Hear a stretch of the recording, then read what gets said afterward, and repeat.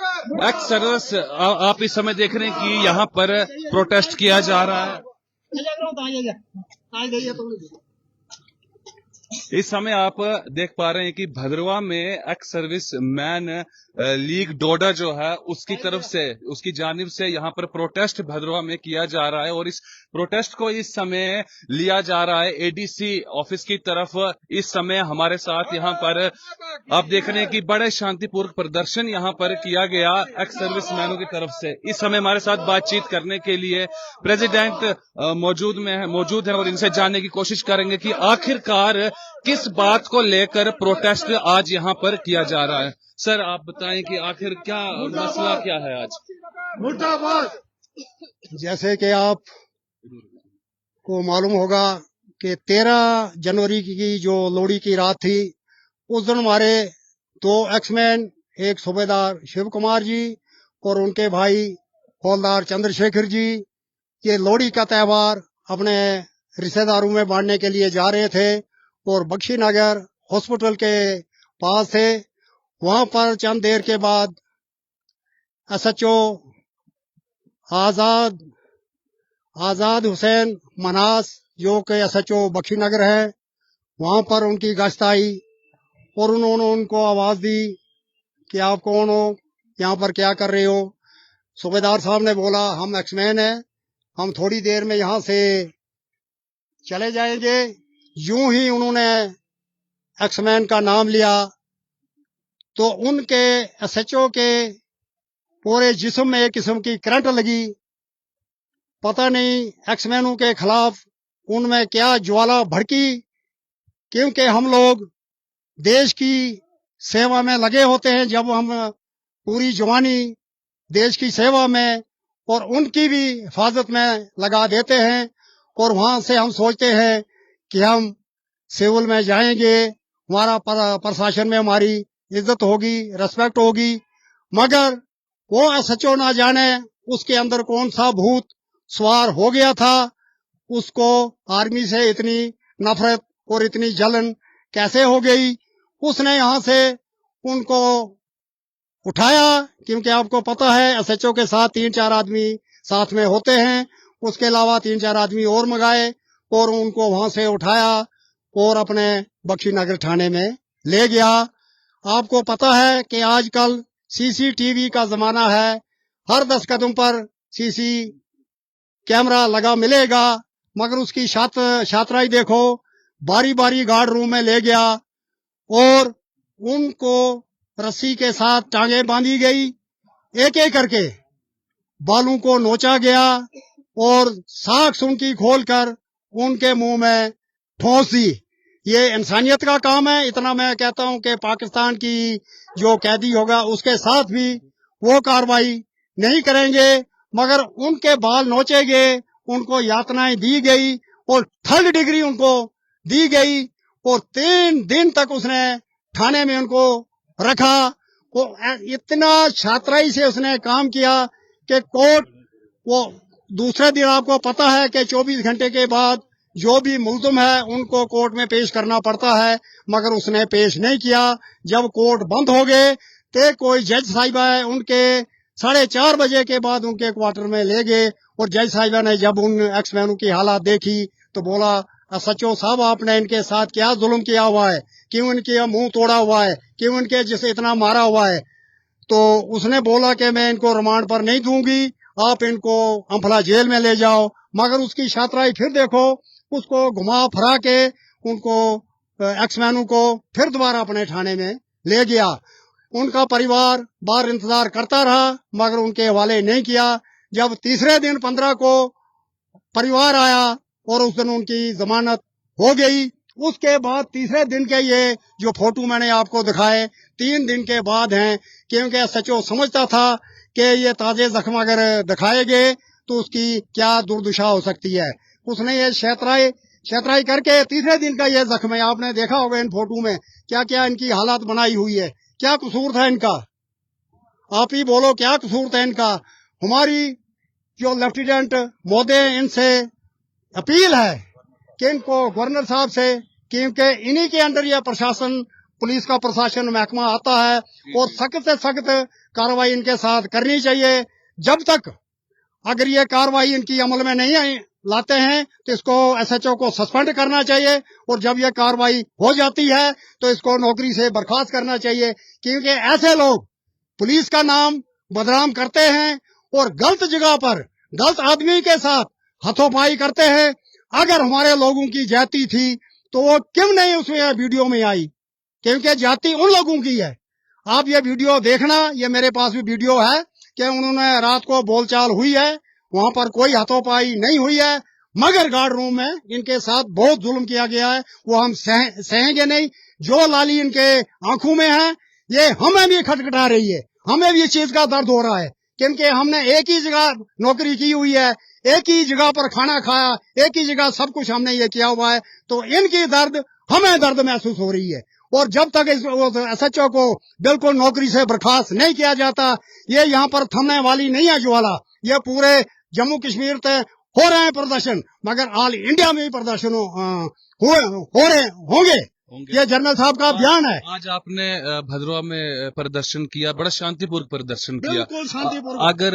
अगर आने वाले समय में आपकी मांगों को पूरा नहीं किया गया तो आगे और किस प्रकार के प्रदर्शन, आप भद्रवा घाटी की बात करें या डोडा की बात करें या अलग अलग जगहों पर प्रदर्शन देखने के लिए मिले हैं, क्या ये प्रदर्शन यहाँ से बाहर भी जा सकते हैं, इस यूटी से, स्टेट से? जैसे आपने फरमाया, ये प्रदर्शन यहाँ से बाहर भी जा सकते हैं, क्योंकि ये प्रदर्शन 1 महीना पहले हो चुके हैं। उस टाइम हमारे लोग यहाँ पर कुंभ यात्रा के लिए गए हुए थे ज्यादा से ज्यादा, उस टाइम हम ये नहीं कर सके। आज फिर हमारे सेक्रेटरी साहब है चौहान साहब, उनका फोन आया तो आज हमने सोमवार को प्रदर्शन रखा हुआ था। आज दूसरी बार हर जगह ये प्रदर्शन हो रहे हैं। आपको पता है, अगर ये यहाँ पर ये कार्रवाई पूरी अमल में नहीं लाई जाती है तो पूरे हिंदुस्तान में ये प्रदर्शन होंगे, क्योंकि हमारे एक्समैन की बात नहीं है। ये उत्तर प्रदेश, झारखंड और महाराष्ट्र में जिन्होंने यूनिफॉर्म पहनी हुई है उन पर भी हाथ डाला हुआ है। तो आप समझ सकते हैं, अगर यूनिफॉर्म पर भी हाथ डाला है तो क्या दुर्दशा होगी, क्या नहीं दुर्दशा होगी। हम देश को हित में रखते हुए कोई ऐसा गलत कदम नहीं उठाएंगे, मगर प्रशासन अगर मजबूर करेगा तो फिर एक्समैन है, ये किसी से हटने वाले नहीं है, ना डरने वाले हैं, जो अपना काम करते रहेंगे। अगर कोई प्रॉब्लम पड़ती है, कोई परेशानी होती है तो हम यहाँ पर खड़े हैं। गलत काम ना हम करेंगे तो ना किसी को करने देंगे। हमारे साथ इस समय सूर्य चक्र हमारे साथ में है। इनको राणा साहब, इनको सूर्य चक्र ऑर्डिनरी कैप्टन रिटायर हुए हैं, तो इनसे भी जानने की कोशिश करेंगे कि आखिरकार ऐसी जो इनके कहने के अनुसार कि ज्यादती की गई एक्स सर्विस मैन के साथ और उसी के संदर्भ में यहाँ पर प्रोटेस्ट किया जा रहा है। तो इनसे जानने की कोशिश करेंगे कि आखिरकार ऐसे जैसे वाक्य क्यों देखने के लिए मिलते हैं, जबकि आपने अपनी पूरी उम्र लगा दी होती है देश की सेवा करने के लिए, देश की सेवा करते हैं आप, और पूरा अपना जीवन वहां लगाने के बाद शांतिपूर्वक जिंदगी अगर आप अपने घर में आकर जी, तो फिर आखिरकार ऐसे वाकई क्यों देखने के लिए मिलते हैं? देखो, सबसे पहले तो मैं एक ही बात बोलना चाहता हूं कि ये वाकया इसलिए बढ़ते हैं कि फौजी आदमी जो है वो बिल्कुल ईमानदार होता है और अपनी ईमानदारी के ऊपर वो चलता है जी। कभी भी वो अपनी तरफ से कोशिश करता है कि हम जो भी काम करें वो अच्छा काम करें, सीधा असूलों के साथ चलें। लेकिन सिविल में आने के बाद सिविलियन पर जो जनता, सिविल जनता है, वो कभी भी जो है फौजी आदमी को पागल समझती है और वो कभी भी ये नहीं सोचते हैं कि ये इनके साथ हमने क्या व्यवहार करना है। ये एक्चुअली हमारे साथ, मेरे साथ खुद की बीत रही है। अभी 1 साल से मैं सिविल एडमिनिस्ट्रेटर के साथ मैं आगे पीछे घूम रहा हूँ। 1 साल पहले से मैं एप्लीकेशन देकर घूम रहा हूँ, लेकिन कोई भी सॉल्व नहीं निकल रहा है। परंतु एक जमीन की पैमाश क्या करनी है, उसको 4 बार गलत पैमाश कर रहे हैं, जबकि हमने भी कुछ थोड़ा बहुत फौज के बीच में सीखा हुआ इन्हीं मैप के बारे में, इन्हीं जमीनों के बारे में क्या कैसे हैंडल किया जाता है, मगर उस चीज को कोई भी नहीं समझता है। ये समझते हैं कि फौजी पागल है, ये पागलपन कर रहा है और सिविल में आकर जो हम इनको कहीं भी दाड़ा मारकर इनको अंडर प्रेशर करेंगे। जैसे अचानक मैंने आकर पुलिस के बीच में अपनी कंप्लेंट की और मेरी कंप्लेंट पर कोई सुनवाई नहीं हुई। एक्समैन हूँ, वार इंजरी हूँ, अपने आप को मैं खड़े होने की मेरे को दिक्कत पड़ती है, मैं इस चीज को मतलब कोशिश करता था। मैंने सुना डीसी साहब बहुत ईमानदार हैं, बहुत हेल्पफुल हैं। उनके पास जाने के बाद भी 4 बार जाने के बाद भी उन्होंने मेरे साथ मतलब खड़े खड़े आम जनता के साथ, आम जनता की तरह मेरे साथ बात किया। बात करने के बाद एसीआर के पास एप्लीकेशन चलेगी। 1 साल से मैं खुद भुक्तभोगी हूँ। 1 साल से मैं खुद मतलब अपने हक के लिए लड़ रहा हूँ। मेरे कहने पर पुलिस ने उन आदमियों को जिन्होंने मेरे पर आक्रमण किया उनको किसी ने नहीं पूछा, लेकिन उनके कहने पर पुलिस 2 बार मेरे घर में मुझ पर आ गई। हाँ, अगर मैं गलत होता तो उन्होंने उठाकर हो सकता इससे भी ज्यादा दुर्गत मेरी करते, लेकिन नहीं, मैं अपनी ईमानदारी के साथ सच्चाई के ऊपर खड़ा हूँ, अटल था। मैंने उनके गांव मतलब जिसने के साथ बात थी उनके कहने पर ही मैंने 1 दिन पहले के काम बंद करा दिया था। मैं परमिशन के लिए मेरे को इतना भटका रहे हैं, इतना परेशान कर रहे हैं कि एक परमिशन के लिए, एक अपनी बाउंड्री वॉल लगाने के लिए और एक गेट लगाने के लिए मेरे को परमिशन के लिए पहले भी 1 महीना भटकाया, आज भी 1 महीने से मेरे को परेशान कर रहे हैं। और आजकल अब जो आपने इस समय यहाँ पर भी एक्समैन कहीं भी अपने अपने हक के लिए लड़ते हैं, इनको पागल समझा जाता है। इसको कोई भी ईमानदार नहीं समझता। ये सोचते हैं कि जैसे सिविल के बीच में करप्शन है, सिविल के बीच में दादागिरी है, सिविल के बीच में गुंडागर्दी है, वैसे ये फौज के बीच में भी होती है। लेकिन फौज में ऐसा नहीं है। फौज में जो भी अगर ऐसे कोई गलत काम करता है तो उसको फौज में भी सजा दी जाती है। फौज में भी उनके कोर्ट मार्च करके उनको सिविल जेल के बीच में डाला जाता है, जो भी आदमी गलत काम के बीच में पकड़ा जाता है। लेकिन जो इतनी सर्विस करके 20-20 साल 28 साल, अभी मैंने खुद 28 साल फौज की नौकरी की है, फौज की सर्विस करके आया हूं, लेकिन इतनी ईमानदारी के साथ, इतनी वफादारी के साथ अपने देश की सेवा की, इतनी सेवा करने के बाद आने के बाद आज 1 साल से मेरे को ये धक्के खाने पड़ रहे हैं, जबकि मैं अपना चलने फिरने में असमर्थ रहता हूँ, खड़ा होने में। अभी जो आपने प्रदर्शन यहाँ पर प्रदर्शन आपका चल रहा है, आप अब क्या मांगे, आपकी क्या चाहते हैं? यही मांग है कि एडमिनिस्ट्रेटो हमारे एक्समैनों के बारे में कुछ सोचे, और जहां भी एक्समैन की बात आती है तो उनका थोड़ा बहुत मतलब उनकी भी सुनाई करे।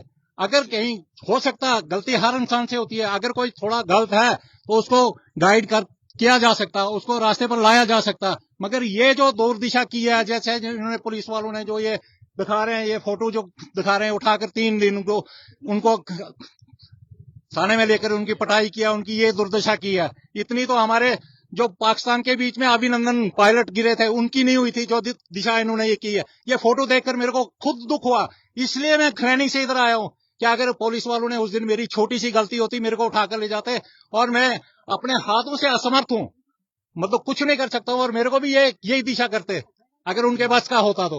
और मेरा यही कहने का मतलब है कि हमारे जितने भी एक्समैनों के साथ जो भी अगर कोई हो सकता है किसी से गलती हुई, लेकिन ये दिशा नहीं होनी चाहिए। उसका कोई ना कोई उपचार है, आप फॉरवर्ड करो, आगे ले जाओ, जेल में डालो, उनका फैसला करो, कोर्ट में जाएंगे, कुछ ना कुछ हक मिलेगा।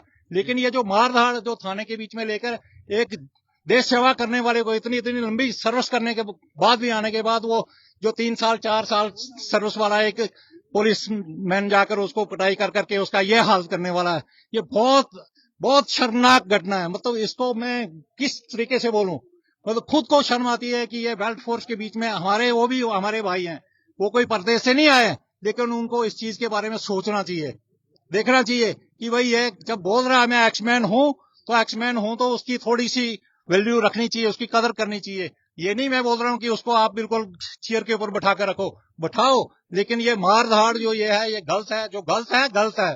जी, हम आपके पास फिर आएंगे। अच्छा, इस समय प्रदर्शन भद्रवा में एक्समैन की द्वारा किया जा रहा है। 13 और 14 जनवरी की बात है, जो वहां पर जम्मू में वाकया बीता कि एक एक्समैन को वहां पर पिटाई की गई, आप दो एक्समैन को। तो अब इस समय आपने यहाँ पर प्रदर्शन किया है और बड़ा आपने शांतिपूर्वक प्रदर्शन किया है, तो अब क्या कहना है आपका? इस समय आप किस तरफ का रुख कर रहे हैं? आपने शेरी बाजार से प्रदर्शन शुरू किया और इस समय आप एडीसी ऑफिस के बाहर मौजूद है, तो अब एडीसी साहब से क्या आप चाहते हैं? क्यों इनके यानी कि इनके ऑफिस के बाहर इस समय आप प्रदर्शन कर रहे हैं? धन्यवाद पत्रकार महोदय जी, हम आपका बहुत स्वागत करते हैं कि जब भी कहीं मौका मिलता है आम जनता की आवाज आप आम जनता तक पहुंचाने में हमारा सहयोग करते हैं। भूखे प्यासे आप रहते हैं, अपने कपड़े मेले करते हैं। जैसे कि आपको पता है कि 13 और 14 2 दिन की रात को उनकी माताओं के साथ, उनकी वाइफ के साथ क्या होगा दुर्भाग्य, उनको पता नहीं हमारे बंदे कहाँ गुम हुए हैं। जो SHO आजाद अहमद मनहाज जी है, जो परिवर्तन उन्होंने की है वो नाकाबिले बर्दाश्त है। एक अधिकारी को जो कि मालिक है, जम्मू में ऐसे कांड पहले भी होते आए हैं। 2019 की बात है कि रेगुलर मेजर साहब को भी इन्होंने पिटाई की थी दवाना के थाने से, लेकिन मैं शाबाशी देता हूं कि जो उस यूनिट का जो CO था उसने 4 की वाटी लगाकर उस थाने को घेर दिया था। तो मेरी ये गिनती है प्रशासन से कि जम्मू में ऐसे हादसे क्यों हो रहे हैं। देखो, हम भद्रवा में रहते हैं, हमें पुलिस से कोई गिलवा शिकवा नहीं, ये पूरा हमारा समर्थन करते हैं। सब आदमी एक जैसे नहीं है, बहुत अच्छे हैं, पुलिस डिपार्टमेंट से हमें कोई शिकायत, लेकिन जो चंद आदमी हैं, चंद आदमियों के लिए क्यों बचा रहे हैं। जो DGP साहब है वो अदर स्टेट के हैं, लेकिन जो DIG हैं, जो SSP हैं, हम जम्मू के, हमारे माहौल को ये खाई क्रिएट कर रहे हैं, एक दीवार पैदा कर रहे हैं। ऐसा नहीं करना चाहिए। मेरे पिताजी पुलिस में अधिकारी रह चुके हैं और मुझे शर्म आ रही है बोलने में कि एक बाप के एंटी में बोल रहा हूं, हालांकि हमने उनका राशन खाया है मेरे पिताजी ने, लेकिन हम मजबूर हैं, हम क्या करें। फौजी आदमी जो है वो देश के लिए, वतन के लिए सेवा करता है, पैसे के लिए सेवा नहीं करता है। पैसा कुछ नहीं होता है। देखो, ट्रेनिंग में आधे भाग जाते हैं, आधे जो है पूरी सर्विस नहीं, भगोड़ा हो जाता है कि बहुत कठिन। फौज और पुलिस में बहुत अंतर है। ग्लेशियर जैसी कड़कती हुई सर्दी और राजस्थान जैसी कड़कती हुई धूप में रहना बहुत मुश्किल है। और जो प्रशासन है हमारी, इनसे ये गिनती है, प्रार्थना है कि जो एक्समैन है हमारे साथ एक संगठन है, 65 लाख हमारे जो एक्समैन हमारे साथ जुड़े हैं, हमारे पीछे रोने वाले हैं।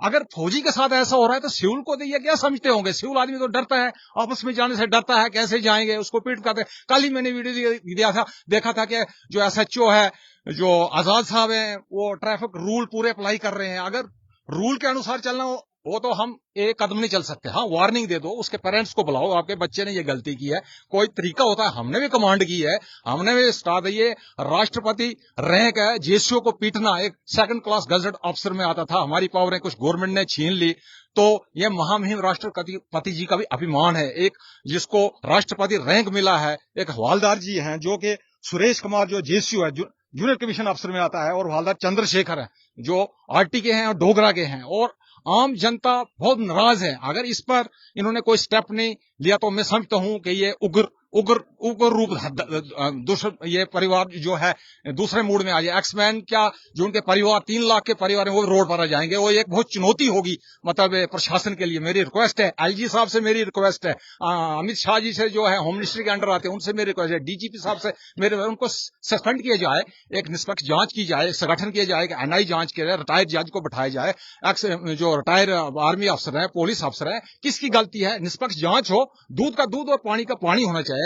लेकिन जो 3rd डिग्री टॉर्चर उनको किया है, जो रमाल है, मतलब साक्ष उनके मुंह में डाली गई है, जहां TV कोई CC कैमरा नहीं है, कोई नहीं है, उधर लेकर उन्होंने उनको बहुत मारा है। 3-4 दिन का ये जो है फोटो है, तो आप अंदाजा लगा सकते हैं। मेरी आपकी चैनल की माध्यम से रिक्वेस्ट है कि इस पर कार्रवाई होनी चाहिए और हम इसका फीडबैक भी लेंगे। ओके, इन्हीं शब्दों से मैं अपनी वाणी को आराम देते। जय हिंद, जय भारत। भारत माता की, भारत माता की। Ex-serviceman league Bhaderwah, ex-serviceman league Bhaderwah, SHO Bakshinagar. इस समय आप देख रहे हैं कि ex-man league Bhaderwah ADC office की तरफ बढ़ चुका है। इनका जत्था, इनका प्रोटेस्ट यहां पर पूर्व विराम देगा, लेकिन अब बस ये यही चाहते हैं कि जल्दी से जल्दी एक्समैनों के ऊपर जो टॉर्चर किया गया है, इनके कहने के अनुसार जम्मू बख्शीनगर में पुलिस स्टेशन में, तो ये अब इनकी यही गुहार है कि जल्दी से जल्दी उसके ऊपर संज्ञान लिया जाए और उसके ऊपर एक टीम बिठाई जाए ताकि पता लगाया जाए कि आखिरकार गलती किसकी थी। अगर गलती जिसकी भी थी, लेकिन इनके कहने के अनुसार जिस प्रकार का टॉर्चर, जिस प्रकार से उनको उनकी पिटाई की गई है, उनको मारा गया है, इनके कहने के अनुसार वो सरासर गलत है। बने रहिए हमारे साथ, तब तक के लिए नमस्कार।